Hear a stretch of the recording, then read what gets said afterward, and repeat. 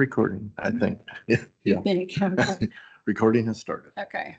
Good evening and welcome to this evening's meeting of the Woodbury County Zoning Commission. Today's date is June 23rd, 2025, and it is 5 p.m. Tonight's meeting will be audio taped and minutes will be prepared. In respect to all parties, we ask those present to turn off cell phones or set to vibrate. Those in attendance are asked to legibly complete the attendance sheet upon the front table. I would like to take a few moments to review the procedures that the commission will follow tonight. First, the commission will handle the normal housekeeping agenda items. Then for each application on the agenda, I will open the public hearing on the item. The planning and zoning staff will then present the staff report, including the staff recommendation. Any letters or other communication received from the public prior to the hearing will be entered into the record. The applicant will then have the opportunity to present his or her case and respond to the staff report. Next, we will hear comments from the public. If you would like to speak either in support of or against the application, you must come to the microphone.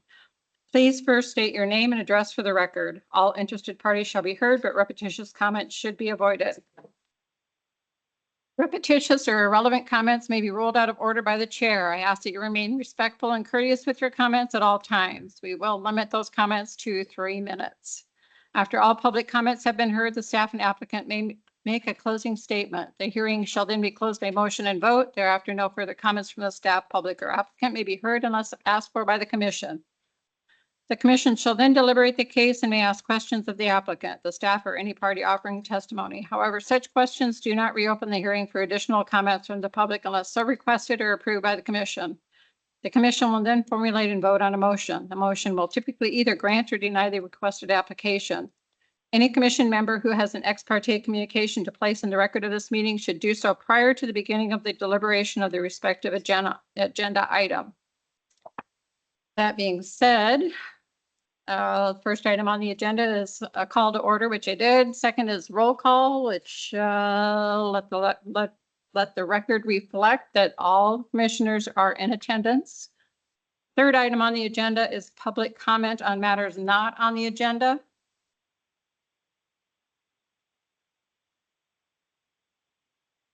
I'm seeing and hearing none, so we will move on to the next item on the agenda, which is approval of the minutes from the previous meeting,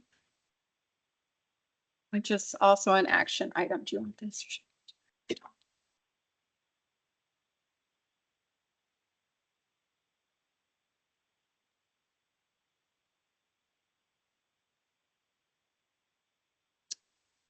I have no corrections or comments. I'd entertain a motion. A motion to approve. I have a motion to approve. I'll second. Okay, I have a motion and a second.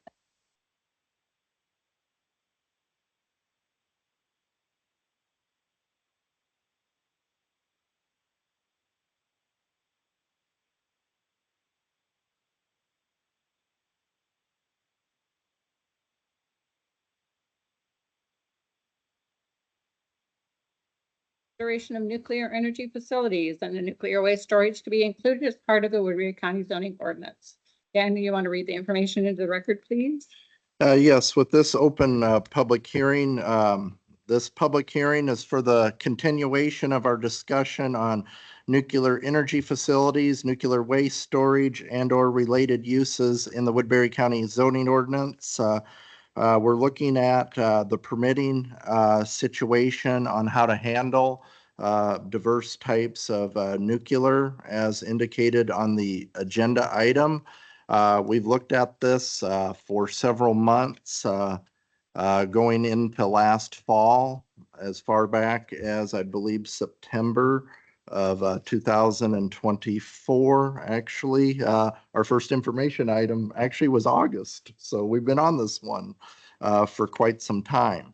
And what we have looked at through the culmination of collection of public comments, et cetera, was, and I've been very surprised that this hasn't risen to the level of our other forms of energy, such as our solar and, of course, the wind energy. There could be various reasons for it, maybe including that this is looking at the industrial areas and not as much of a agricultural based discussion as in the past. I will remind you that last month we kind of looked at the idea of having some base language reviewed through the county attorney's office. I was able to meet with the Assistant County Attorney Joshua Widman. We went through the materials and just some background on the proposed ordinance framework. What we have found over these course of several months is it's an intricate issue. Nuclear is a substantial form of energy that definitely deserves a lot of respect as far as the level of permitting takes place. And we know that it's heavily involved with the federal government's Nuclear Regulatory Commission. And we got to be mindful of state regulations as well. And examining the infrastructure of the Woodbury County zoning ordinance. The Woodbury County zoning ordinance has the land use summary table, which is a list of enumerations on levels of uses that are allowed within the county. Presently, we have language such as electrical energy generation, not including wind, which could be an aspect of where we could interpret nuclear that could be considered for a conditional use permit application. Under our typical conditional use permit application procedures, the typical notification distance for the public is at 500 feet. And since the looking at part of the review, we see that a notification distance should be much further significant than 500 feet. And so we have put the proposal of 10 miles for a notification zone through the conditional use permit process. So what this respective proposal does is that has our standard criteria for reviewing any type of zoning application. It strengthens the level of notification distance, but it also utilizes the same procedure of having a zoning commission review and a board of adjustment respective process. So basically, we're using the infrastructure of the existing Woodbury County zoning ordinance process to scrutinize applications. I think it's imperative to be very clear that this process was instituted, put into place by the Board of Supervisors for us to come up with a recommendation to the Board of Supervisors, who ultimately may decide on having up to 3 public hearings on a proposal. With that said, this proposal here is looking at compatibility with existing apparatus or infrastructure within the respective zoning requirements. Through the course of several meetings, we've collected public input from various stakeholders. Much of that's been included in the backup materials. I do want to ask, I do have this nuclear energy public comments, which is a collection of our previous comments that were in previous packets. I kind of put together a summary just to kind of get the tone of what our comments have been. And I would have to, I think it's safe to say the commissioners have seen this as well. We haven't had a whole lot of public engagement to the extent that we had with wind and solar filling up the rooms on this respective issue. But we have had some written comments, some comments of support, some comments of opposition, which has been reflected in the packet. But the current packet for tonight, we did not have the compilation of what was in there in the past. So I would like to ask that the commission consider receiving this nuclear energy public comments 2014 to 2025, which is pretty much what has been in the previous agenda meeting, with the added feature of actually summarizing what folks have said as well, so that we can, have the public comments fresh in our minds when we look through these respective aspects. So this has been distributed to the commissioners, and I would ask for your consideration to receive it into the public record so we can include it in that. Okay, we need a motion to receive. I'll Sorry, we need a motion to receive. make a motion to receive the packet. I need a second. Second. All in favor, say aye. Aye. All opposed, same sign.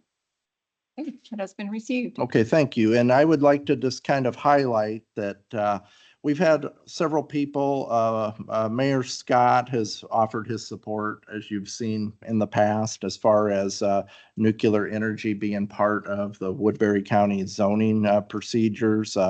Kyle Gates from Secondary Roads offered some comments of support. Ken Bauer, Mayor of Correctionville, has offered some support, and Craig Levine and Levin and Rick Plaff of the Northwest Iowa Building and Construction Trade Council has authored a letter of strong support for nuclear energy. We've also had a couple opposition comments of Jerry Holder submitted in the record, opposition to nuclear facilities due to risk from the waste and potential malfunctions. Janet Kruger also submitted comments opposing nuclear activities, including waste disposal, and urging ordinances that prohibit them without public approval. We've had comments. Wendy Hess made some comments about 9/11 dispatch center readiness, noting needs for staff training, emergency exercises, budget increases. Previous county engineer, Mark Nara, had made some comments too about facilities, infrastructure impact, and alignment with NRC, Nuclear Regulatory Commission. We've shared information with the city of Sioux City as far as state relationships and other comments. Patty Reesberg clarified NRC regulates nuclear power and waste. And of course, we had reached out to the Nuclear Regulatory Commission, Brian Burgeon, who offered details, which was, of course, in last month's packet as far as the NRC's independent regulatory role, licensing process, et cetera. Reason I bring up the NRC in particular is by the time a project is at the local level, there is so much of a federal process that they have to go through that we, using the conditional use permit process, can have a level of expectation and an awareness of what is going on in terms of the federal based application process. And as you know, our conditional use permit process a lot of times is designed for the relationships with the other levels of government. I know some folks may get kind of tired of me mentioning the telecommunication towers as one of our top examples, but that's one that is heavily regulated by the federal government as well as the state, Iowa Code 8C. And by the time it comes to the county, it's went through a significant level of federal permitting. And when we look at those respective applications, we would use a similar process of going through the conditional use permit, evaluating it at the county zoning commission level, and ultimately having the public hearing and the evaluation at the Board of Adjustment level. And that's the great thing about Iowa having the zoning commission and the Board of Adjustment process, and how we use all of our bodies in a lot of respects for understanding the merits of these respective applications. Scrutinizing, again, specific issues that come before us. When you get an application into the county, it is an investigation on what the applicant wants. So we have to check into asking the applicant the questions. What are the levels of other government regulations that you have to follow through? So we can itemize that, look at that, and be able to be the conduit between the public and the other levels of government in terms of understanding the aspect on whether this can fit or cannot fit. Most of these conditional use permit processes through Woodbury County at the local level do involve communication with the various departments to offer these respective comments. And so with that said, we collect all that information, pool it in, and try to make a good understanding of whether an application is valid or not. So with that said, there's a lot of information. There always has been with nuclear, but I think that the proposal that was put in the packet and was reviewed by the county attorney's office is very specific to the function of the existing ordinance. With all of those respective uses there, it clarifies, it defines what nuclear energy facilities and nuclear waste storage are, and then it sticks in those definitions, adds it to the land use summary table in the general industrial zoning district only. And so that means the conditional use is only eligible for consideration under this proposal in industrial-based areas. And then with that said, the added feature is expanding the 10-mile apparatus in terms of notifying everything. So that's where we've been at from the staff level and looking at it over this time in terms of communicating. And with that said, I will go ahead and kind of stop and see if we have any public comments and however the board wishes to proceed. Okay, thank you. Do we have anyone here that wishes to comment on the nuclear energy and nuclear waste? No one in the public, it looks like. Anyone on the phone? We've got two that have called in on the phone. Okay. Anyone on the phone want to comment on the nuclear energy? This is Lynn Dries from Danbury. No comment. Thank you. Thank you.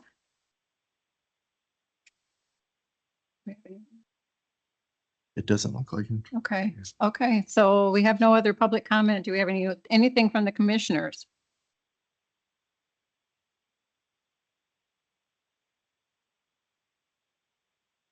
No? No? All's quiet. Okay, Again, I think for the good of the public, we need to clarify that this is definitely, I think Supervisor Radig initially said it, where we looked at solar, we looked at wind, nuclear is another option out there. So we're specifically looking at it as far as a ordinance mechanism for potentially permitting one. And what that means is we don't have a specific, there is no project out there. Nobody has directly approached staff or approached the county in any form to start any kind of nuclear facility. So we want to be clear from the staff perspective that we're undergoing this process at our direction to see if it's another permitting use that we should have within that respective ordinance. okay. I just want to be real clear on that. Yeah, just to reiterate, we already have this covered. It's just not as detailed as what you're suggesting or what our attorney is recommending. Yeah, our attorney basically, initially a few months back when we were talking electrical energy generation and the other forms, he did not see that as specific enough. Where under the concept of when the 2008 ordinance was originally instituted, nuclear did exist. So it was kind of, because sometimes you look at the theory behind if you're going to interpret something, because I think there's a good argument that electrical energy generation could be construed as nuclear. And I think that could have even been part of the discussion in 2008. But ultimately, it's better to have a definition or something that defines something versus, for example, let's say somebody does bring in an application and we look at it under electrical energy generation, you technically could start that process. And then ultimately, if you get to the Board of Adjustment, that first criteria, then we get into an interpretation sense under the first criteria on whether that fits or not. Because section 3.03.3 and 4 kind of play off of each other as far as us interpreting these respective uses. And the ordinance also refers to from time to time if a use needs to be more clearly defined or something, if we interpret something over an extended period of time, then it becomes relevant to maybe define it eventually. That's kind of another way of looking at it. So under the guidance that we got from the county attorney's office and past statements that they have submitted for us, it's better to have something clear in there where there's a process. And I think that when we got to that point of going from the line item of the electrical energy generation and the chemical other one for the storage, it kind of led to, okay, how does a conditional use play off of on the notification area? Then it's, 500 feet. So then we're dealing with okay, if somebody submits a nuclear application under electrical energy generation and we just notify 500 feet, that could potentially be problematic. And so I think that the 10-mile there is something that we can say that we're expanding out, getting the word out by a direct communication with the public. And I will say that the county, in a sense, is protected by the fee schedule in terms of the notification, because there's usually our $300 or $400 application fee, whether it's for a conditional use or a variance. We usually don't have hundreds and hundreds of addresses that you might notify somebody. And so we're usually within the 15 to 25 or 50 when there's an application. So the Board of Supervisors a few years back kind of put a cap on where we as staff send letters out to the addresses and everything.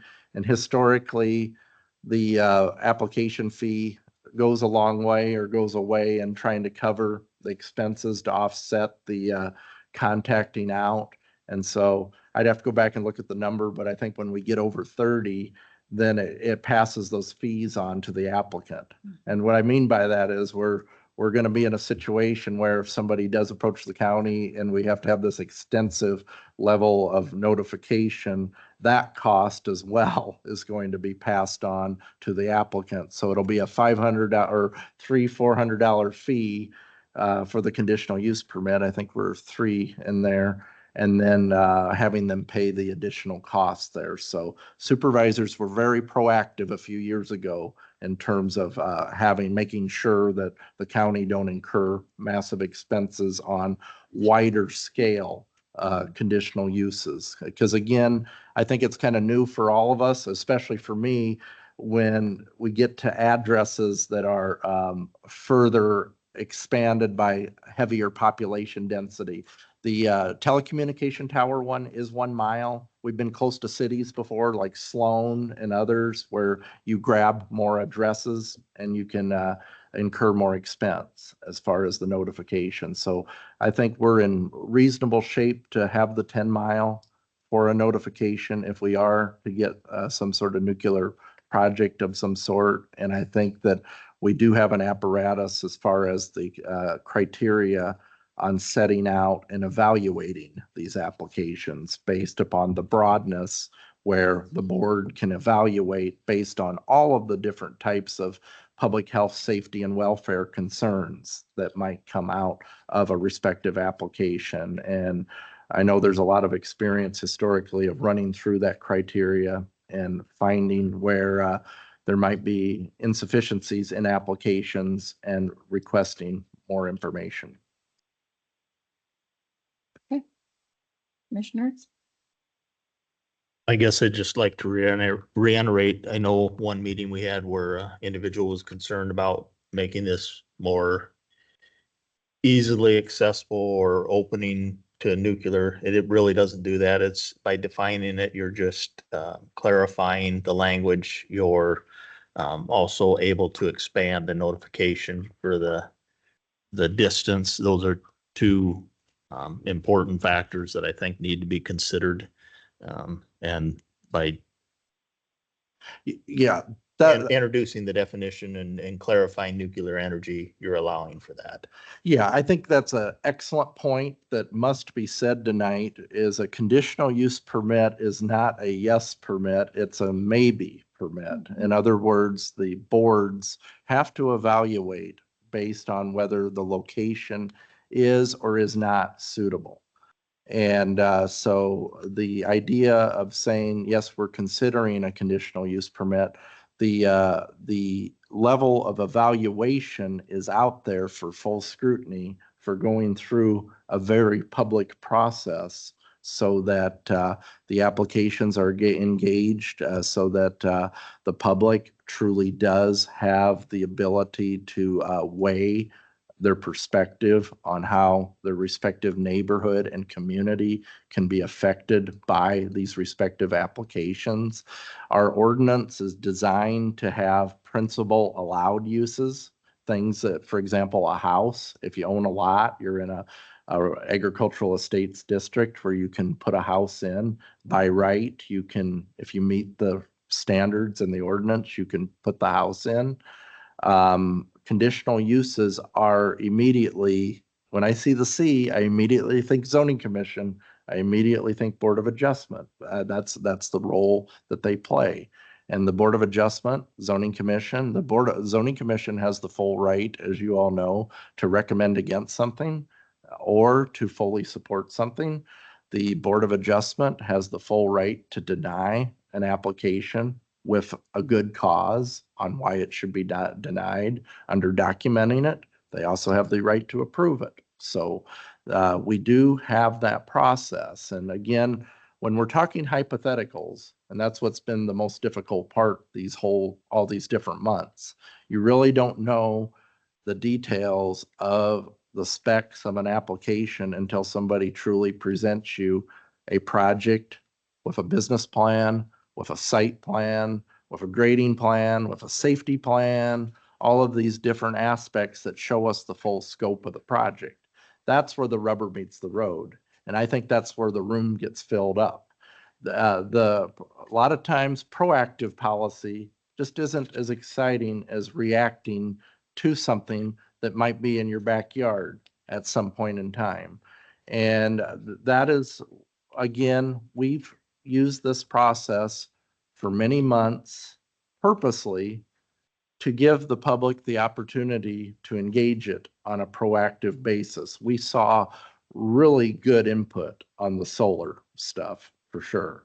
The public was really engaged. They brought up a lot of perspectives on that, and I think really played a pivotal role and ultimately what the final proposal was on that as far as the changing of the ordinance. So I think we've been through this for a good extensive amount of time, but I do think that's the classic struggle that we have as far as proactive or something could be pie in the sky. Would we ever get a project at some point? But zoning ordinances are there on purpose to be a landing ground for potentially something somebody might do, might not do, might propose in their county, so that we have something as a basis to look at. And I think after my meeting with the county attorney's office and this language that was presented, I think we kind of went to a very straightforward proposal that's in line with what the existing ordinance does. So there's a process that we all know well in terms of the flow of the process, but we all know everything that comes before us is unique and deserves the full scrutiny of based on the unique situation. Okay, anybody else? Commissioners? Okay, I see we have a draft here. Do you need us to go through item by item or? Technically, what you could do is you could close the public hearing and then make kind of administrative decision if you want to do a motion or second in some form to send some type of recommendation over to the Board of Supervisors. Or if you want to continue this on as well, you can take that route. Or if you see some things that you think that needs to be flushed out some more, the sky is the limit in terms of how the commissioners want to take this. But ultimately, what would happen is if you do send this as a form of a recommendation over to the Board of Supervisors, I would put an agenda item on the Board of Supervisors, fully notifying them formally that you have a recommendation in place that you think that they should consider. Then the Board of Supervisors would choose to schedule up to 3 public hearings if they're ready to do it. At that point, we would have to probably talk to the chair and reach out to the board to work through the liaisons as well, and kind of see what ultimately the goal would be for the supervisors to have the 3 public hearings. I think with the level, I think this is the wrong word, but there's more attention on the Board of Supervisors as far as the public. They're kind of the face of the county much more, unfortunately, than the commission or the Board of Adjustment are.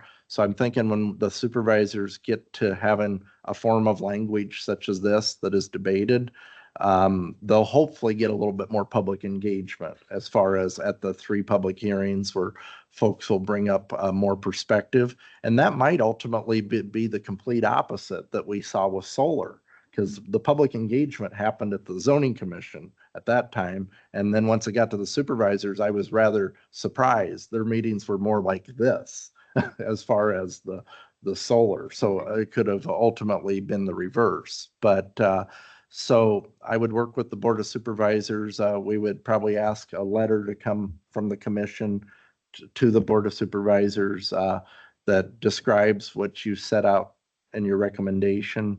And then, and if you use this language would be attached to that, and then they can decide how they want to go about the 3 public hearing process. So I think it's safe to say that we have no other comments here from the public to close the public meeting. So I entertain a motion to close the public meeting hearing. I'd motion to close the public hearing. Okay, got a motion. Can I get a second? Second. All in favor, say aye. Aye. Okay. Commissioners, how do you want to proceed?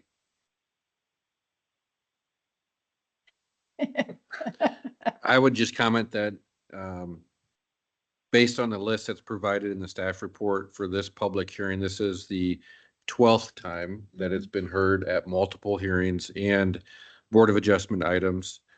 The County Board of Supervisors 3 hearings will be meeting 13, 14, and 15 if they run it through the 3 hearings. So I'm prepared at this time to make a motion to the Board of Supervisors to move forward with the language as presented.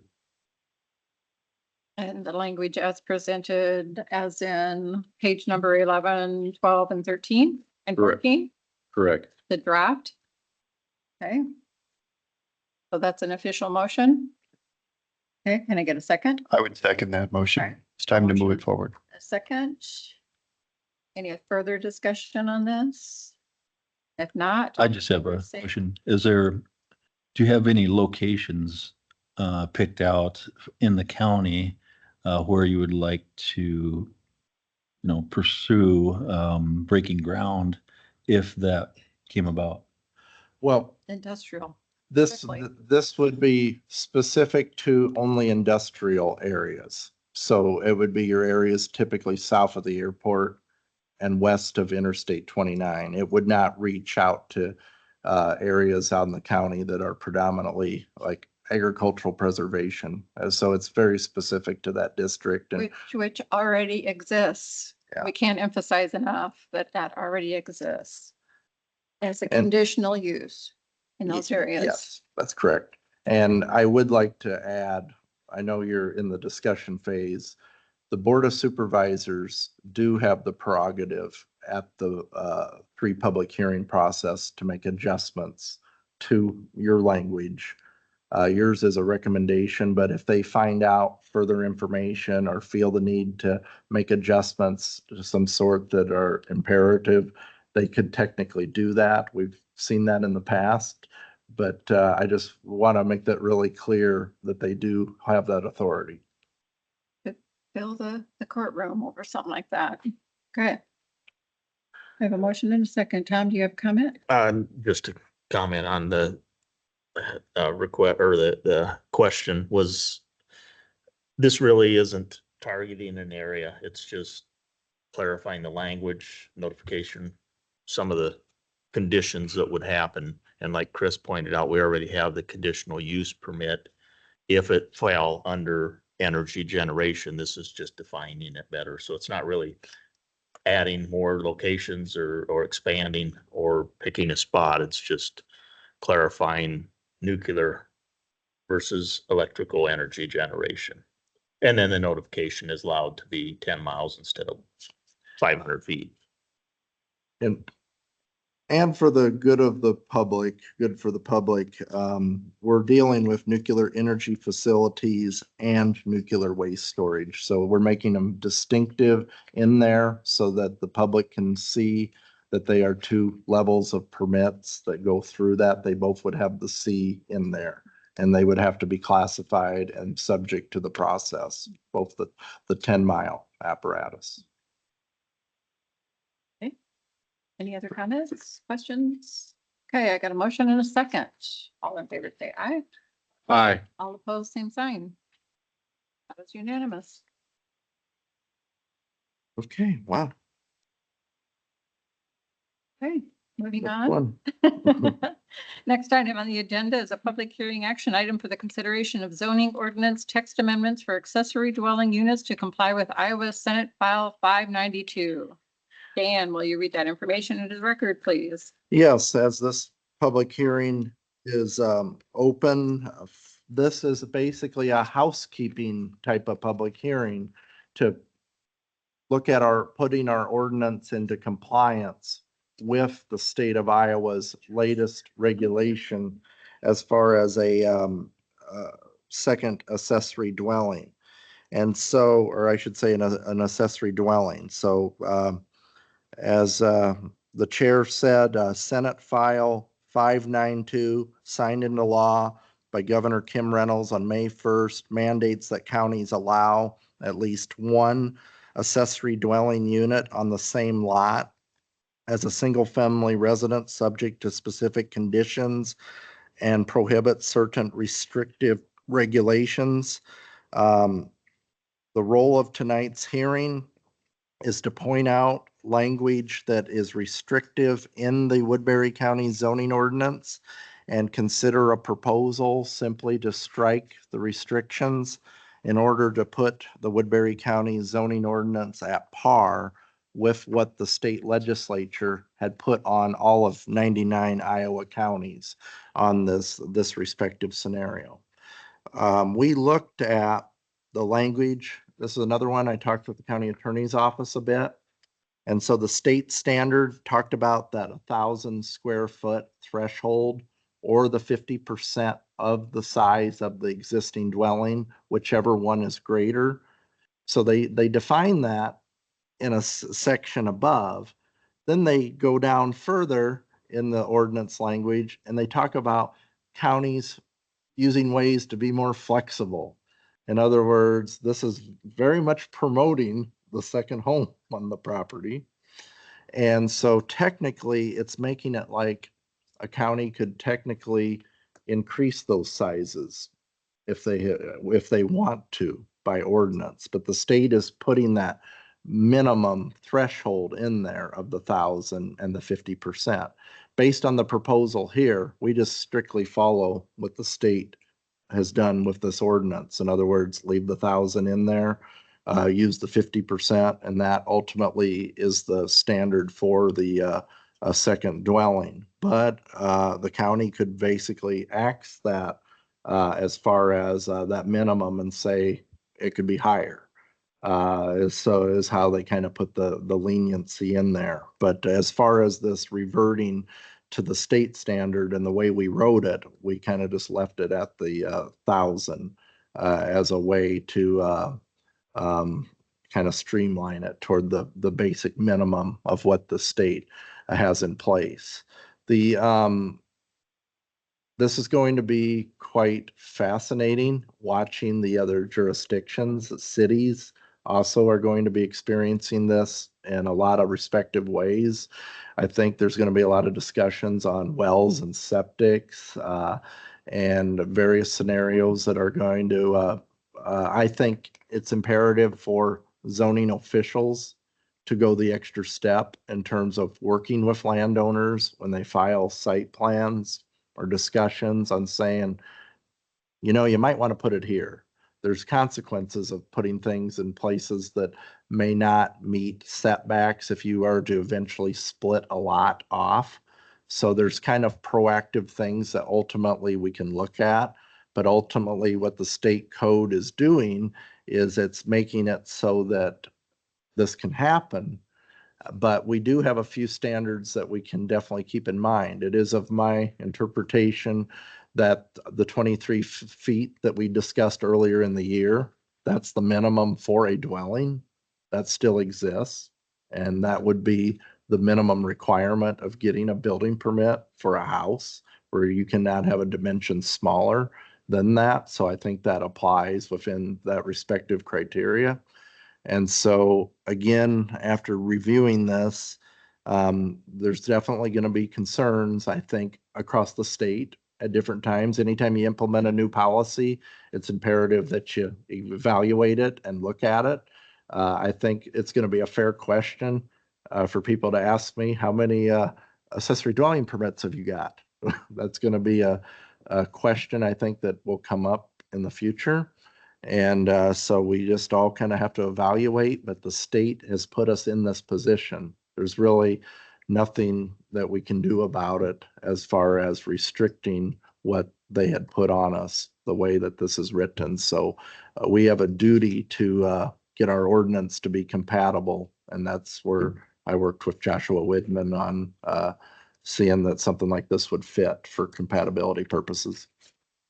So if I'm understanding this correctly, what we have in front of us draft wise is it addresses the state's changes at the minimum of their requirements, but there could be additional things that the county can do as far as making it wider, to making it more flexible, or to making the houses bigger, or if that's the simplistic way of saying so it. making the houses bigger, make it easier, or does it make it harder?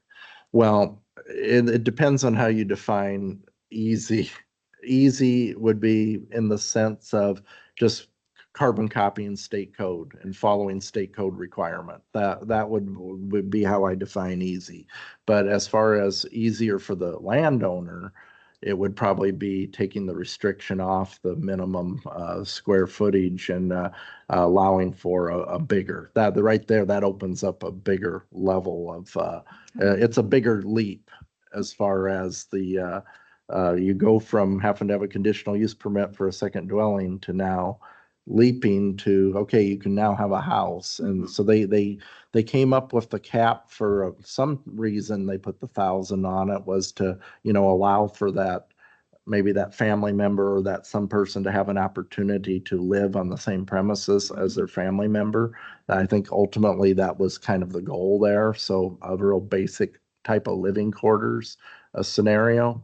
But the way it was written, we've got, housing issues, they say, nationwide in some respects. And so maybe that's where the more leniency was kind of put in there. But I think under this juncture, staff just put it in there to mimic what state code's expectations are of keeping the minimums there. So is that your recommendation then? It's kind of a wait and see thing too. It sounds like, because the other jurisdictions have yet to weigh in and see what their changes and their problems are. Yeah, and I think that this is something that could always be revisited too. I really see this as a housekeeping scenario to get us just simply compliant with state code. I think if we start getting a demand where, okay, we need bigger for these reasons and we're compelled to enough, I think starting this out at the zoning commission level is something that to just simply react to. We'll of course relay that information to the Board of Supervisors too and see how they ultimately feel about it. But I think at least evaluating policy and seeing how it goes, since we're all at the starting line. All 99 counties are at the same starting line right now. So I'm curious to see what happens, not only in the counties, but in the cities as well, as far as that level of flexibility. Because I can't imagine, I talked to, I think Wade over at the city a while back, and I know, I don't want to put words in his mouth, but I know that they're really have to evaluate that from a city perspective for sure. So. Do we have anyone from the public that wants to comment on any of this? Again, it looks like we just have one on the phone right now. And of course, I don't think we have anyone in the public that wants to comment. Okay. Hey, commissioners, what do you have? yeah, I- you need to close the public hearing. Yeah. I'll make a motion to close the public hearing. Okay, we got a motion to close public hearing. Can I get a second? Second. Have a motion and a second. All in favor, say aye. Aye. All opposed, same sign. Okay, we are now closing the public hearing. Tom, you have a comment? Yeah, I guess, comment would be, there's really no avenue other than aligning with state code, you have to do that. I don't know if there's a reason to go beyond that right now and allow larger structures. Like Dan said, it's 1,000 or 50% of the existing structure. So 5,000 square foot house could have a 2,500 square foot home built on the same lot. I think, like Dan said, it's more of a housekeeping issue, keeping up with state law. And then if there are needs down the road where things may be needed to be reviewed, that would be the time to do it. That'd be my comment. Anyone else? I would agree. Okay. Okay, well, if we have no more comments or questions, I would entertain a motion. I'd make a motion to approve. Approve. Recommendation to the Board of Supervisors to comply with the state accessory dwelling units zoning ordinance. Okay, basically You- the draft on you- page 48 and 49. Correct. You could stick in there compliance with Senate File 592, Okay. then it kind of, In compliance with Senate File 592. Perfect, perfect. Thank you. I've got a motion. Can I get a second, please? I'll second it. Okay, we got a motion and a second. Any further discussion? Hearing none, all in favor, say aye. Aye. Aye. All opposed, same sign.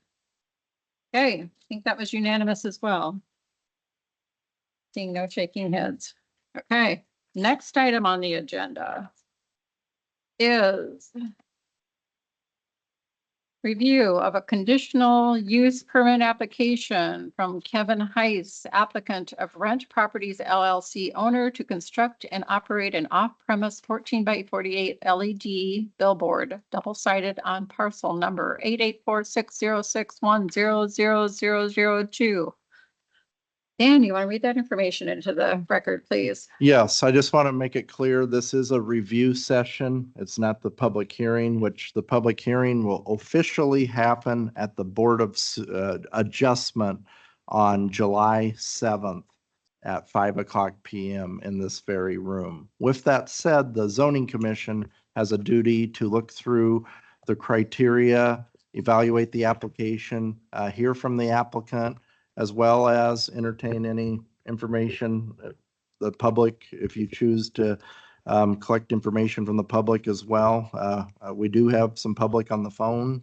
But with that said, as the chair mentioned, Rent Properties, Kevin Heiss has submitted this conditional use permit application to construct and operate a 14-foot by 48-foot LED billboard for off-premise advertising. This property is located in the north, 2/3 of the north half of the northwest quarter, Section 6 Township, Floyd Township. It is proposed to be situated along the south side of Highway 20 and east of the Charles Avenue.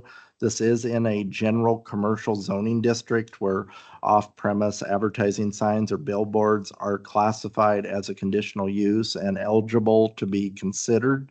And section 5.028, both 3.03.4, 5.02.8 do speak to advertising signs. Of course, this has been published and letters have been sent notifying the area public stakeholders. This respective parcel does have floodplain in it. And so the applicants are aware that they have to deal with the floodplain development permit aspect as well as the building permit. The sign would sit significantly above, so we wouldn't have a BFE kind of scenario there. The big thing that the DNR had a concern about was that it not be in the floodway. There's a stream a bit to the east, which is a floodway.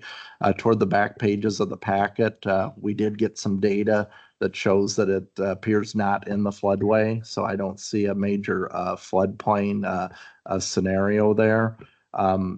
As you know, our signs and our sign situations, we don't regulate or can't constitutionally as far as the content on there. We're evaluating the billboard. It's a two-sided V-shaped billboard within those dimensions that have the LED lighting that will be sitting there at that respective corner to likely advertise there along the Highway 20 corridor. The evaluation of the criteria, the applicants have made their statements within the respective application to see whether it fits. It's, again, the criteria looks at, is it an appropriate zoning district? It technically is with the commercial there. Can it fit with the development plan? Does it produce any adverse effects or not? Can it be compatible with the neighborhood? Et cetera. And so with that said, I know that the applicants are here tonight, so I will turn it back over to you. Okay. Do we have applicants that would like to speak to the commission?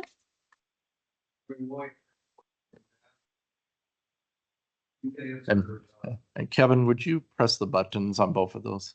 Both? Yeah. Sure. So we can answer any questions you might have. Kevin Heiss. We're essentially looking at advertising. We're going to monitor what type of advertising it's going to be above board, and the right advertising it's going to be for businesses.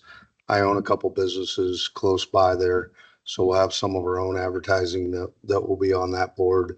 We've worked with quite a few people on this already. We've worked with Daktronics. We've worked with a company that they construct the actual structure. There's two companies we've talked to about that, so we know structurally it'll be sound. We also know operationally it'll be well maintained and not be an eyesore, if you will, on the property. We feel like it's a good idea with what you're trying to do with Highway 20, with the corridor being a commercial, trying to get that to general commercial along Highway 20. I fully support that. I own a lot of land along Highway 20 that maps there. So we'd be excited to do it. We've kind of met with Dan quite a few times, or 3 or 4 times, and kind of sat down and said, okay, what do we need to do? What's the process? How do we follow the process? And I feel like we've got everything in line with what we need to do, but I'll answer any questions you might have.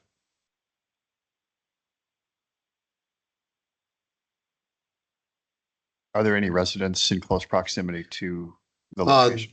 There's no residents within, and Dan, maybe you can help me here too, but I think we're well over the 1,000 feet.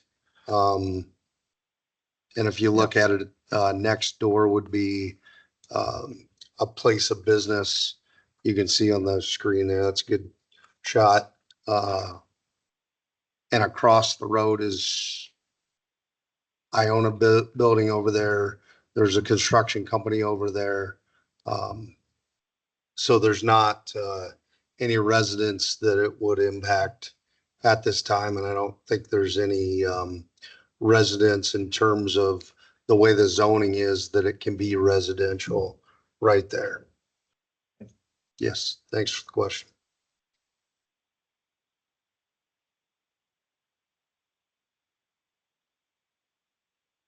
So is this gonna be illuminated 24/7? And is it something that it's extremely bright in the nighttime, or? I'm gonna let Slater, he's the guru, so I'll let him speak to it. Hi, Slater Elm. I get stuff done for Kevin. We're so good. It's an LED product. It's a 21 millimeter spread. They're extremely bright during the day because they have to overcome the sun, which is the ultimate light. At night, it's kind of like your televisions are on night mode. They dim way down for 2 reasons. It eliminates, it lengthens the life of the LED. It also drops the power use that we need to do to do the sign. Okay. So they're very, very regulated as far as brightness is concerned.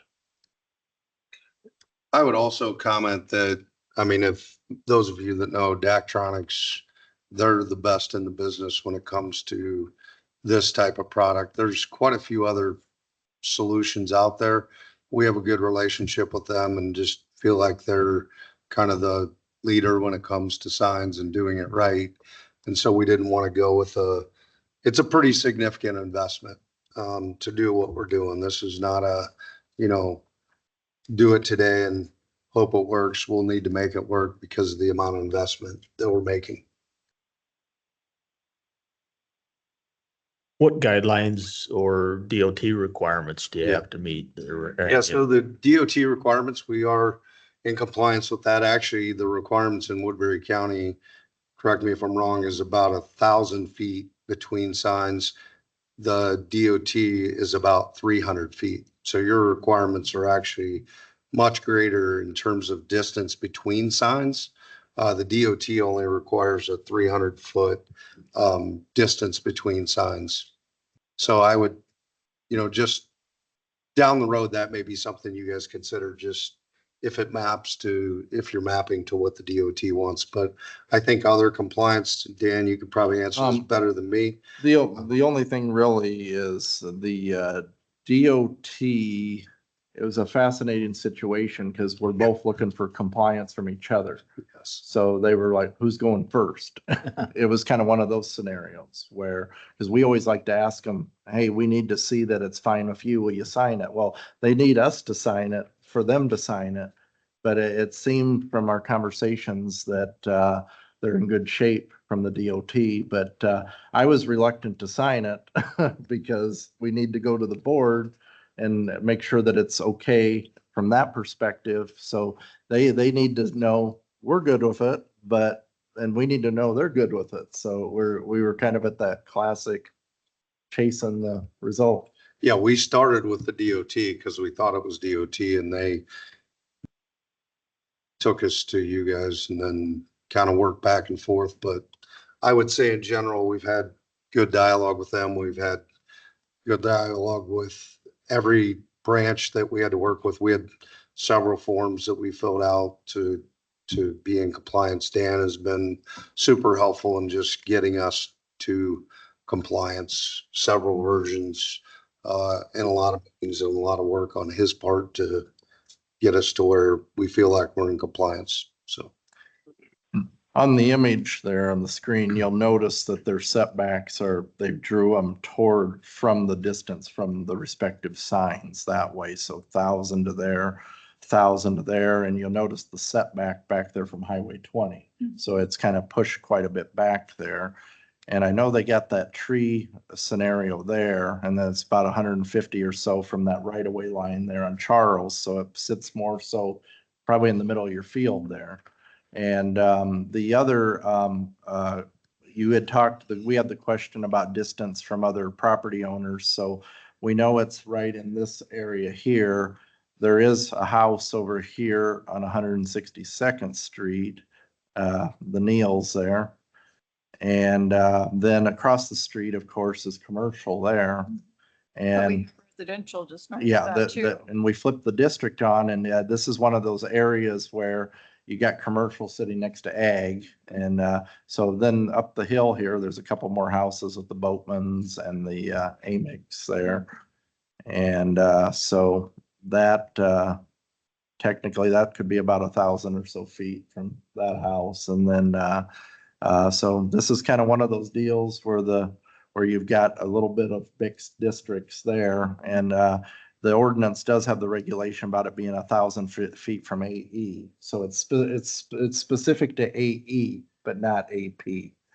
And AE has much more of the expectation, as you know, for where housing is in particular. The other thing I would like I'm going to put this up on the screen. I thought I had a hard copy in front of you, but I'd like this to be entered into the record. We got, this came after the packet, a letter from their neighbor, Jerry and Burnell Steffen. They don't live, but they have this address 1528 Jewel. And they basically said, dear Mr. Priestley, we have reviewed the conditional use permit application. Jerry and Burnell Steffen has no issues with this request, and they signed it. And I'll go back and say that I think they have this property over here. Yes, they would be Yeah, the closest. They would be, that they're direction. kind of right there abutting. Yep. So they're over here. Actually, I think they're the next property, the AP property, Dan, and I think that's a business that you pointed It's to. Hobart, isn't it? Yeah, that's Hobart that you went to first. The If you GC? keep going east to where This one. AP, that's Hobart, No. and then, Right there. and there is. Yeah, Steffen's over there. Yep, yep, right there. Um, So if the commission would consider a motion to receive that into the record. Okay. I need a motion to receive the letter from Stephens into the record, please. I'll make a motion. We receive the letter. Okay, I have a motion. Could I get a second, please? Second. Okay, all in favor, say aye. Aye. All opposed, same sign. Okay, it has been received into the record. You go back to that map. Yep. And actually probably back to the one before that has the measurements, distance that were submitted, I think in the Oh, the- application. Let's, It says 858.3 to the south. What does that actually go into? That's just showing a property line. To the lot line? it'd probably be here. Okay. Okay, just making sure, because I think there's a residence to the south yet Yeah, of that as well. there Okay. is, yeah. Two, actually. Okay.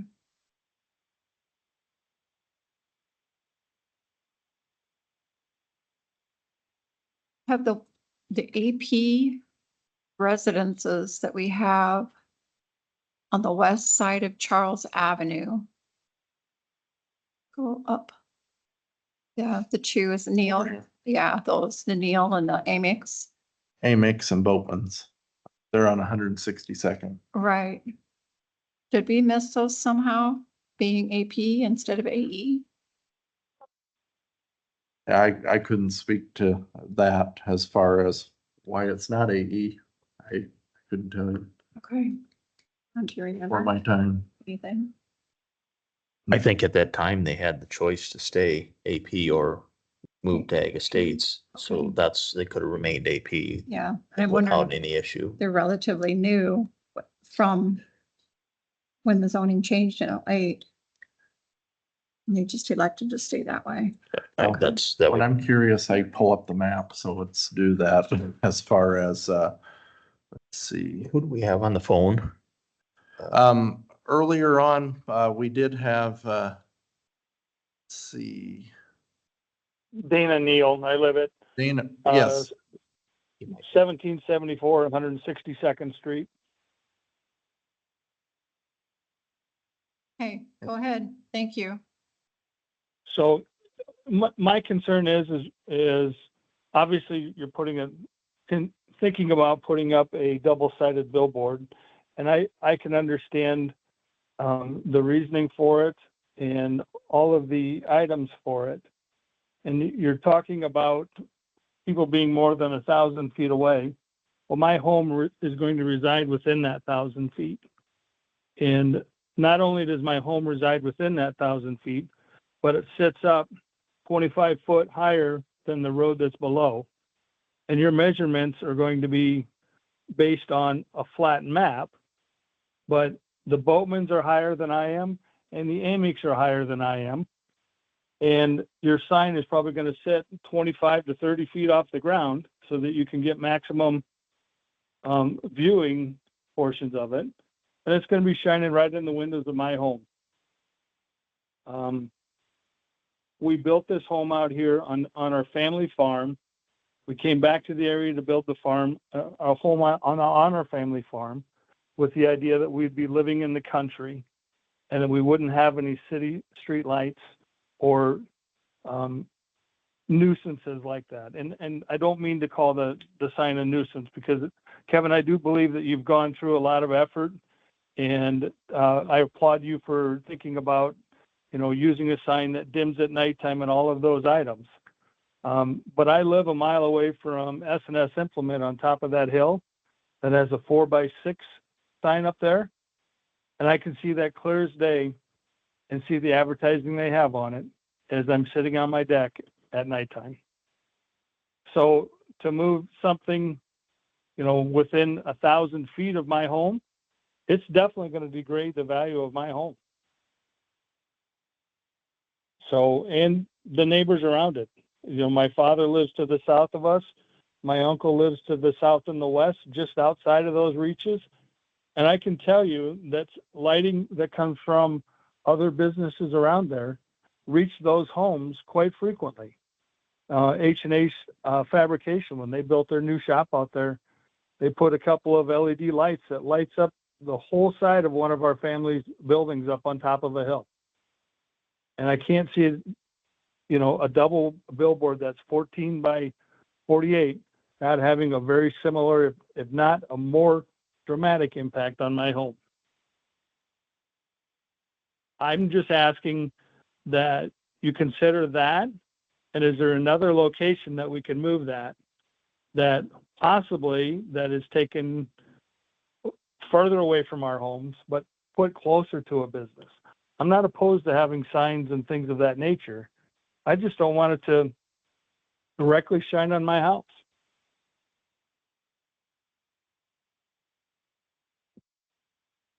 I mean, That's what I'm asking. yeah, I think that's fair, Dana. I think the issue becomes when you try to get 1,000 feet away from other billboards, whether they're across the street, whether they're on the same side, it becomes really, really difficult. Meaning if it was a 300-foot distance, it'd be a way different conversation in terms of the way that it would work and where it could be placed, right? But 1,000 feet, I mean, you're talking all directions. And Dan, you and I worked through this quite a bit in Slater. It's tough. I mean, we're in the middle of the property and we don't want to be in the middle of the property. We'd like to be at the front of the property where it belongs. But when you talk about 1,000 feet from every piece of property or every sign, literally it's where we had to put it. Can I ask a question? Yes. You own this entire parcel right here? I do, the 67 acres. Okay, if I'm I not mistaken. can't see where you're pointing, but I think Yeah. where the yellow, the only part I don't own is, I'll go to the other. the only part I don't own is where Hobart's at, Okay. that 3 acres. If my memory serves me, there used to be a billboard of the size that you're suggesting next to Stefan's property. There is still. Is it still there? Yeah, it's just buried in the trees. Okay. Is it being used? I mean, there's advertising on it. There is. Yeah, Is there a lease associated with that with another company? there is. Because that makes more sense to me. You're closer to a more But I commercial couldn't, properties. but because across the street, the other signs are well within 1,000 feet. Because we wanted to put it on the other side of the road, quite frankly, but the signs on the other side put us within they're well within 1,000 feet, meaning we can't do it. When you correct down, I mean, we looked up and down that corridor. I know Slater, you and I looked and we were, That 1,000 foot's really tough. The gentleman on the phone, I appreciate the concerns. It is a structure that is shaped like a piece of pizza, if that makes sense. And the angle is away from their house towards, not shining. It's not side by side. It's not a straight sign. It's a sign like this, right? 2 It's feet like in the a- front and 20 feet in the back. It's angled like this. And the LEDs are made to point at the road. No, it doesn't do us a lot of good to have an advertisement up into a cornfield for a cow to look at, right? It needs to sit there. And so as people come over the hill, they can see it. And then as they're approaching from the other way, east and west. So with an LED sign like this, actually the backlighting would be less or non-existent compared to a lit billboard. correct, Oh, yeah, you would. correct. The back side of it, you would not, I don't think totally you see anything. It would be black. Just And it like would the back be, of that it would TV. be a V like this, so it would face the road this way and this way. And it would be shining away from, So looking at the map where his house is, there wouldn't be any light going that direction. show me, Dana, I should know this. I know you're behind me, but I think your property is directly behind, correct, on the, I guess it would be the south side.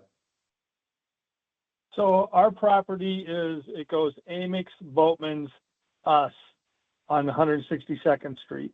Yep, And then our family farm is that corner, and then your land across on Yep. Charles and across the creek, we meet there as well. And so, we don't have any structures over there, but So explain to me again, so it's a V-shaped pie. Yep. And the front side of it is 20 foot, like a flat 20 foot. And then the back side is what? By 48. The side that would be Not facing 20 towards our feet. property. No. It's the other way around. We could pull up that document. It's in the packet that you you gave the commissioners. The shape and all the dimensions will be in there. It would be facing Just, the east and there you go. westbound lanes essentially. So if you can see that on your screen, scroll down, give them that V shape a little bit. There we go. There we go. So off in the top right corner of what you're looking at, extremely tight the front, 2 to 3 feet in the front, and then it's 20 plus feet in the back. That's the angle. Okay. We did that on purpose it doesn't do us a lot of good to advertise stuff into the cows and the cornfields, right? So you got to bring it toward it's hitting the road as you're traveling both east and westbound on that corridor. Yeah, Dana, I don't want to say you won't see any light, but I would say that the backside of the sign that you're talking about is lit on both sides and it's a square sign. So this is a much different design, intentionally to be focused on the road, and not create that disruption, on the backside. And there won't So be any. I guess like. Sorry, go ahead. ahead. I was just gonna clarify, there won't be any additional security lighting or anything. This is just the billboard itself facing that direction. Correct. Okay. Correct. And how far off of the property lines does it set back towards, you said towards the middle of that field? Is it the end of 162nd Street? Is it? We'll show you. We have the drawing coming up here. Yeah, I don't have the ability to see what you're seeing, so I'm. Yeah, we'll and we give can you a get measurement we can get you a copy of it too. We'll give you a measurement. Dana. There's a lot going on. Yeah, and I don't need to have anything decided tonight. I just wanted to be able to express our concerns here about, and Kevin, you and I, we work well Yeah. together, and I understand that, and I'm not asking you to not do this, but just like when they had the concrete plant there, I came to this group and asked them to be thoughtful of the neighbors and let's try to work together to accommodate what's out there. Cause I've got to live here for the next 50 years. Well, probably not 50, but 25, but Hopefully and 50. my kids will get it. Yeah. Yep. My kids will get it. And we're not intending to move. So, but that's all I'm asking is this isn't something that has to be decided tonight. And I'll come to the next meeting. I would love to see what you have out there, Kevin.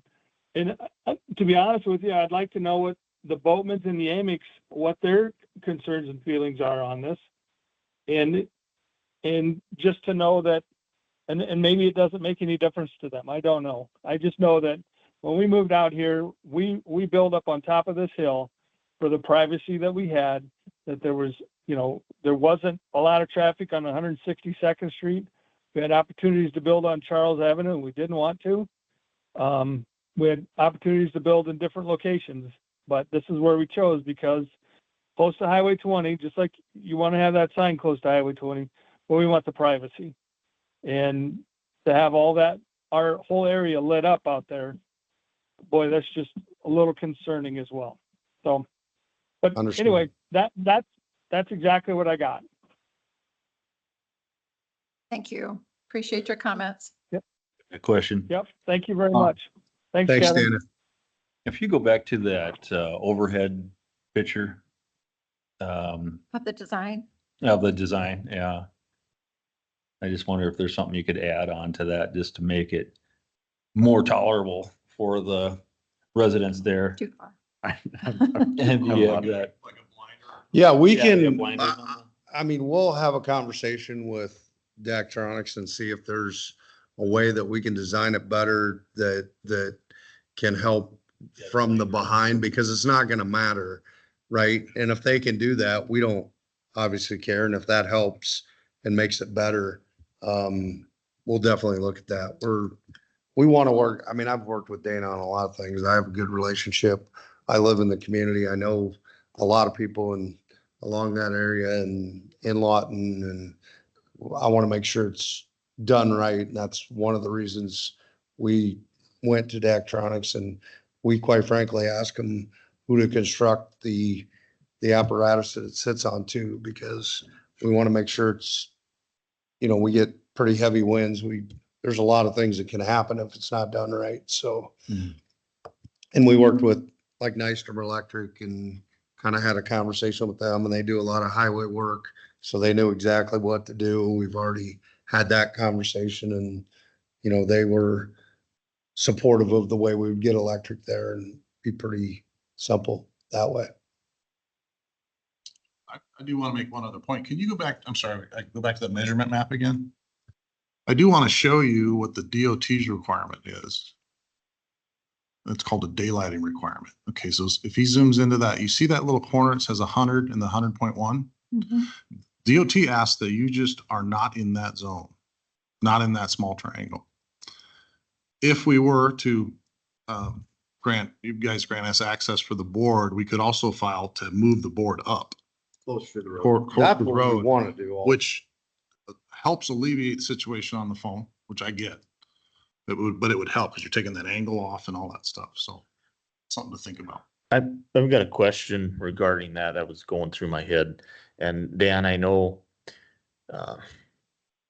not to promote variances, but the variances can be utilized for the applicant or also the surrounding property owners to minimize impact on them. Could that be a way to look at that?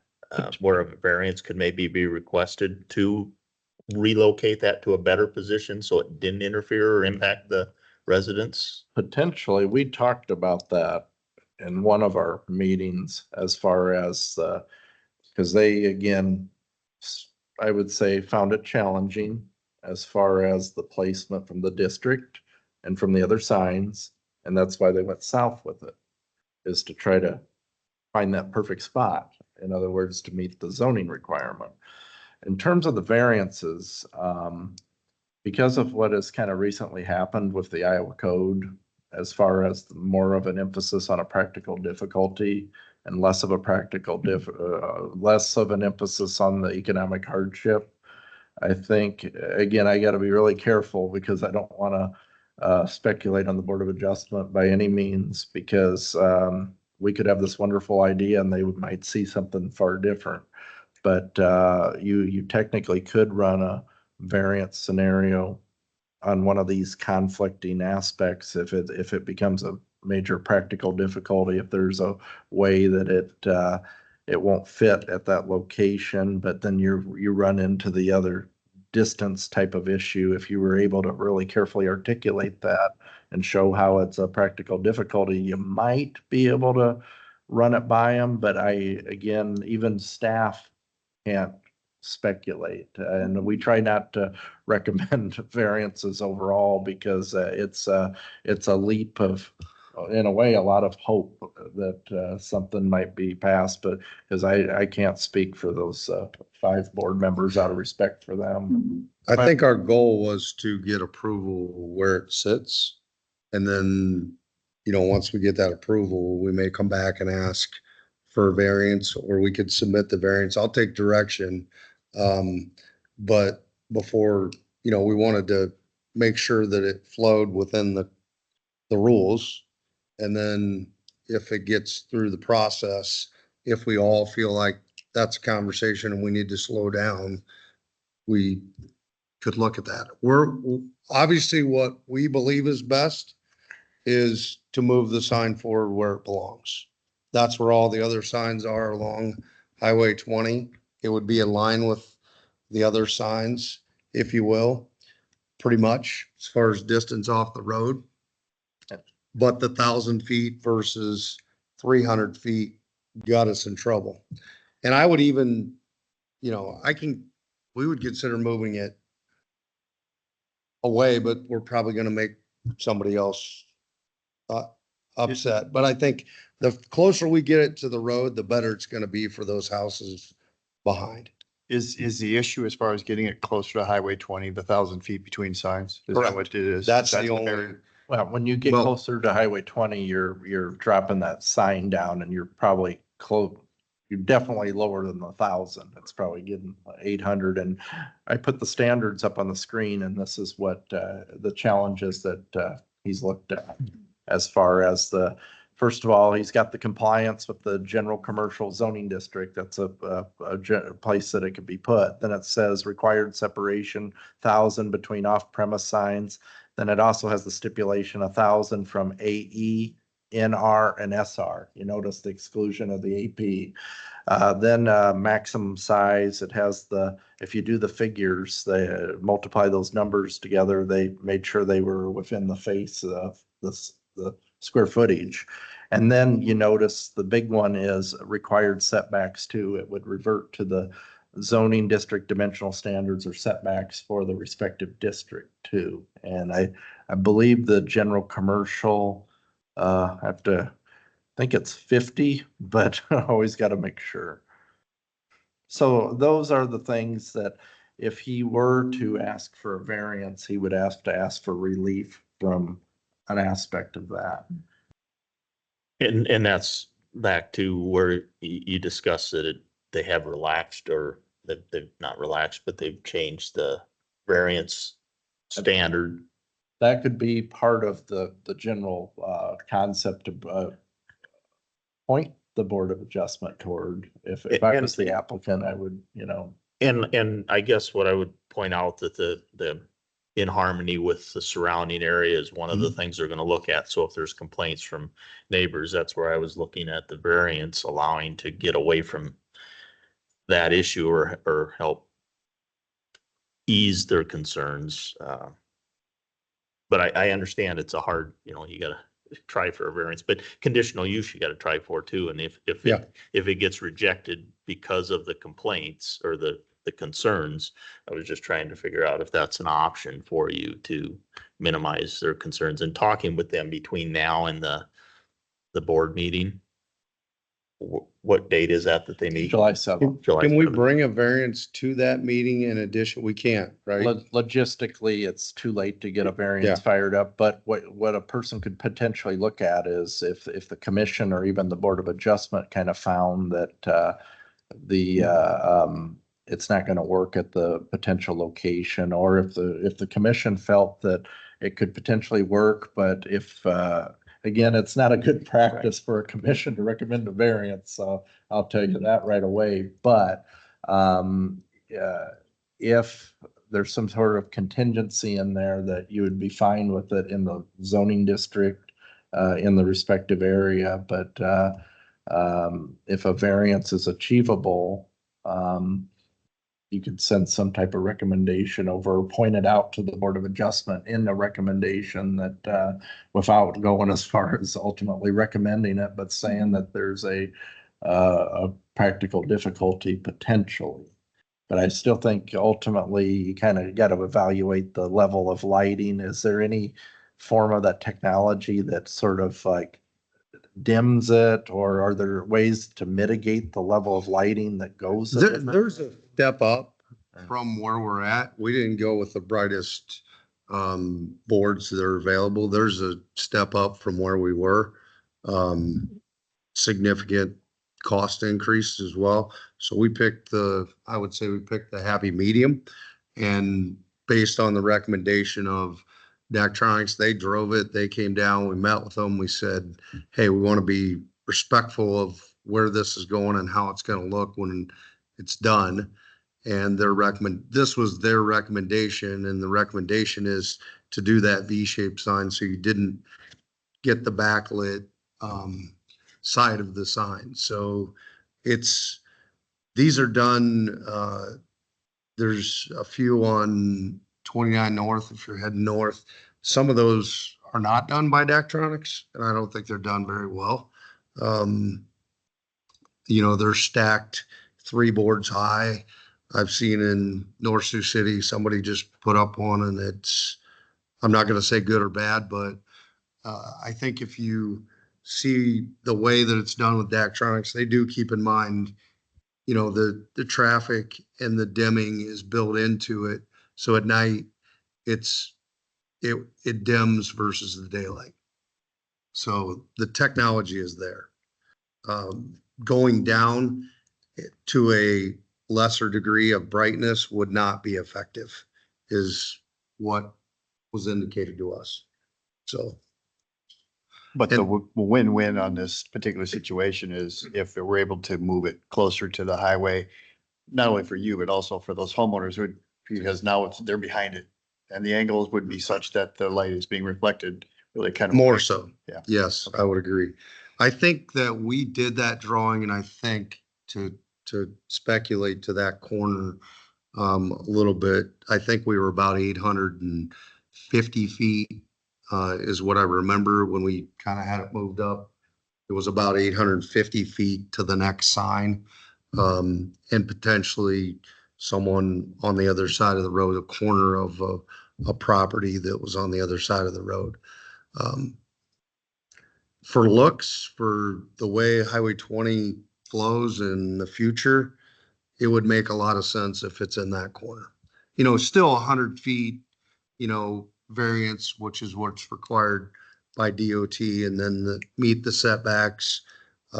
Just the distance between signs being reduced from 1,000 feet to some number that would work, which again, the DOT is 300 feet. Woodbury County is 1,000 feet. I can't speak to what other counties are in the state of Iowa, but I know the DOT is 300 feet. So it's kind of one of those, it probably just is something that was put in place, if I can speculate a little bit, before digital signage was really even considered. I don't know that, but that's probably part of it. And then also the distance, it's probably just been there for a while, and those signs, typically I don't know how much you're getting for new signs, but you might be getting a lot of it, but I think it may have been just something that's been in place for a long, long time that hasn't been evaluated. So I think a variance is a little bit lengthier process. So what I guess my ask would be if we could get some sort of approval to go to the next meeting. And then if there's a discussion at that meeting, I would come back to you before we finalized it and say, okay, we're going to try to do this and show you the next plan, because we can slow the process down on our end. But I would like to just know before we spend exorbitant amounts of money trying to get variances and do other things, conceptually, will this be permitted is kind of where we're at. Okay, Is that fair? I will respond to that, then I do have a question after my response. The zoning commission does make a recommendation one way or the other, so Okay. you're eligible to move, you will move on to the next meeting Okay. regardless, and they will evaluate what the commission has sent them, and they'll also look directly at the merits of the case. And if you find that there's a scenario where they could approve it potentially contingent on a variance, there's always that type of thing. It could be part of the discussion.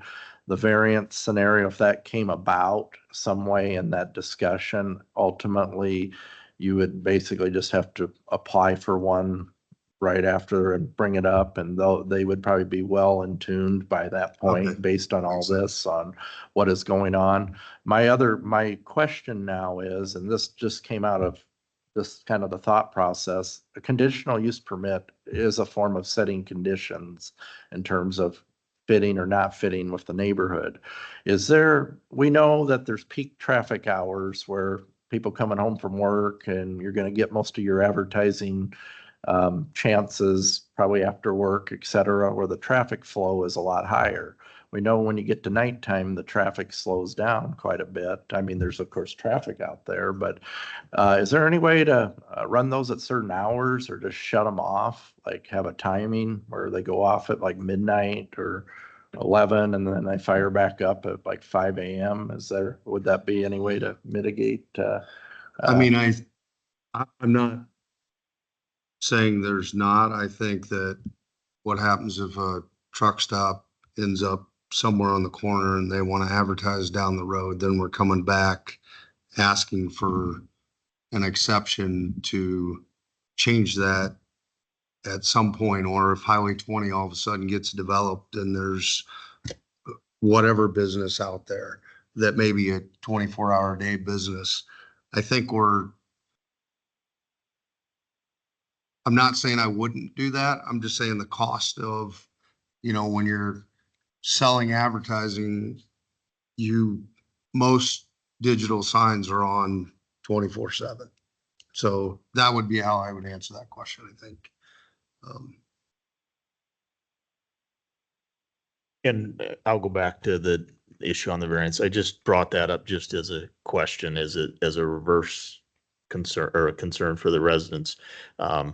Between now and meeting with the Board of Adjustment, the best thing is to maybe somehow address these issues with the neighborhood that's out there, because they're the ones that are going to speak against it Absolutely. at the conditional use permit. And if they aren't speaking against it, it's not an issue. So I don't, you've addressed some of the concerns, you've expressed that you want to work with these individuals to minimize the impact. And I think, I mean, you could probably stand behind that board at night, my guess would be, and not have any light really Correct. is my envision. I worked for Daktronics for a while. Okay, well, A long time ago, but I guess that's what I'm getting at, is if there's a way that you can convince the individuals that are concerned about something and alleviate their concerns, maybe it won't even be an issue and a variance won't even be necessary. So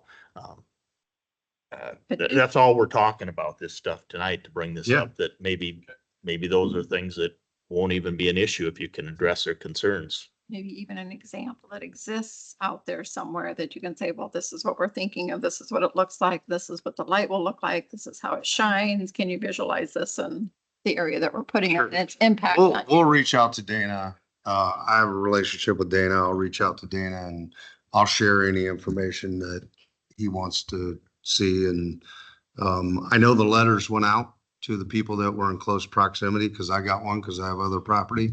So I know those were delivered. If you have issues with that, you should come to this meeting or whatever. So I assume that the other people that would have been involved would have stated something, and Stefan came back, who's there the closest next to Dana, and stated something, but I don't think there was any other comments back.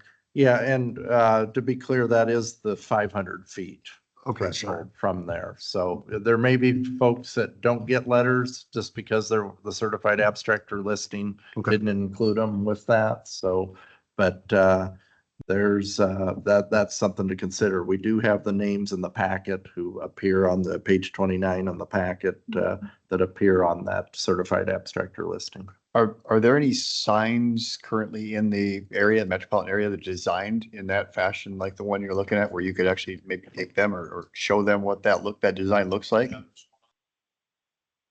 Casey's. There's another one over by the arena. Over by the water tower. Hey, Slater, That's a single face. So. could you approach? Oh, sorry. He usually talks loud enough. There's one on the Casey's corner on Hamilton. There's a V board, very similar in design.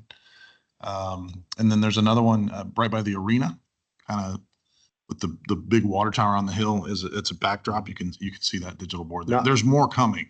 Kind of by Outback, right? Not in arena. Yeah, correct. More like by that Outback, corner. not the one sitting in arena. It's a single face. We have 2 or 3 hitting I-29 in South Dakota. Same designs.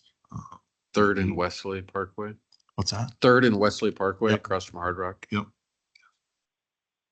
So it'd behoove potentially the people of concern to maybe take a look at these, just to see Yeah. what they look like at night. how they're Very angled. similar. I'm going to find, I want to find some boards that are exactly the same type with this 21 millimeter LED.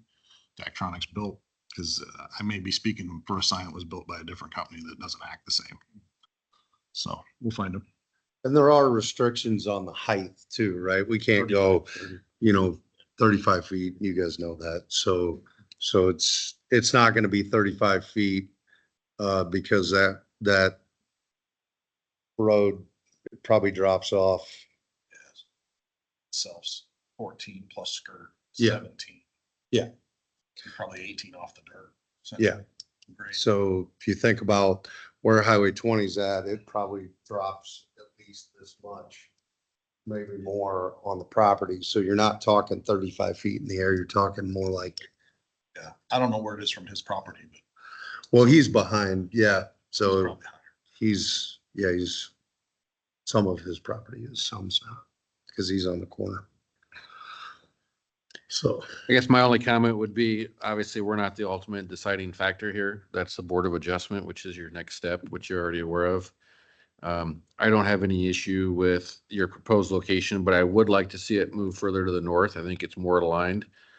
I also think there's other lit billboards in the area that are probably more impactful for lighting than what this board would impact the adjacent and adjoining neighbors. I would also note that being zoned general commercial, there's other land uses that are allowed by right that would not have any requirements for approval by this commission or the board, which I think would have more land use impacts to the adjacent owners. And you have that right today, being zone GC.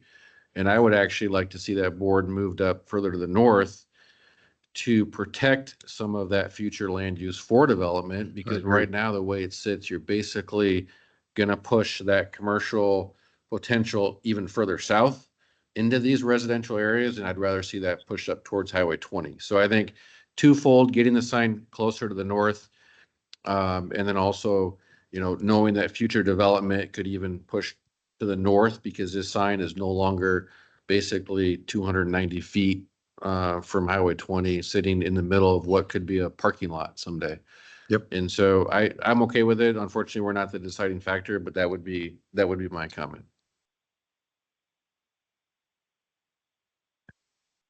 I agree with that. And I was on Board of Adjustment at one point, and the way you've approached this in good faith, I think organically, a lot of these issues will be seen, and some of it might be, can't determine for sure, but some of it might be seen by that board as a variance would be best interest. Can't say for sure, but thank you. Yeah. Because we are, I mean, we want to be in compliance. We want to do it right. There's nothing, it's all above board. We've had several meetings and, we've learned a lot in the process. And it's a good process. And I would say Dan has been instrumental in getting us to this point. So very helpful in guiding us down the path, which is good. We thought we knew what we were getting into. And we didn't. We are excited about Highway 20 corridor. Yes. Moving, this is gonna be really, the road's beautiful now, and it's just gonna do nothing but hit east. Well, and I would tell you that, for those of you who know me, I like development. If there's opportunity for development there and you guys are faced with people that are interested in development, certainly would have the conversation. Obviously, you want to be mindful of, farm ground and what that means to people too. So, but not opposed to it. Okay, with that being said, I think are we in a position to make any kind of recommendation to the Board of Adjustment? Anyone have any further questions?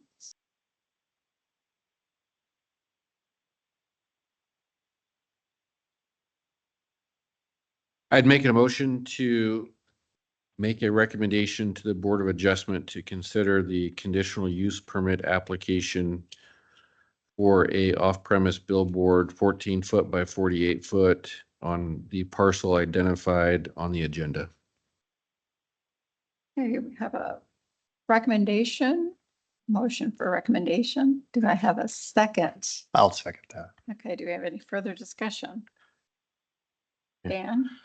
I guess my a recommendation as in you are recommending it. and Correct. then- Recommendation for approval. Okay, recommended. Okay, I'm good. With any kind of conditions or stipulations or suggestions or concerns or just? My only comment would be for the Board of Adjustment to consider the discussion on the application for the variance, but I also understand that this commission cannot make that formal recommendation to the board, whether in favor or opposition. I guess I'd add on to that too, that just so it's notated that they get our discussion regarding the reason why moving it closer would actually benefit possibly the surrounding Yeah. landowners. I would say in the letter that we'll work on, it can reflect the recommendation, how you choose to vote, and it can touch on some of the themes. And we usually kind of have the phrase in there pointing them to the minutes too, and the concepts that are brought up. And they're always encouraged to listen to the proceedings as well. So Okay. We left off with a motion I'll second. and a second. All in favor, say aye. Aye. All opposed, same sign. Okay. Board of Adjustment. Thank you. Thanks for the discussion too. this will be continued on July 7th in this very room at 5:00 PM Okay, before the Board of thank you. Adjustment. Appreciate it. Oh, the next item on the agenda is public comment on matters not on the agenda. Seeing and hearing none, we will move on to staff update. Staff update. The Board of Adjustment, as a continuation of last month, the Morningside College proposal out there by Prairie Hills, the Board of Adjustment elected to table it for further consideration at their July 7th meeting. The concerns that were delivered to the zoning commission prior to your recommendation were also reiterated at the Board of Adjustment level. The public did participate, the three property owners, and the traffic concerns were brought up, as well as sound and the lighting issues. And so Morningside College, the representative Jason Reynoldson had met with myself and the county engineer to discuss the parking or the driveway or the traffic flow situation a bit more. And I know the county engineer before saw the two driveways and kind of thought, well, maybe an entrance exit driveway situation. But they ended up talking about looking at a criteria as far as traffic flow.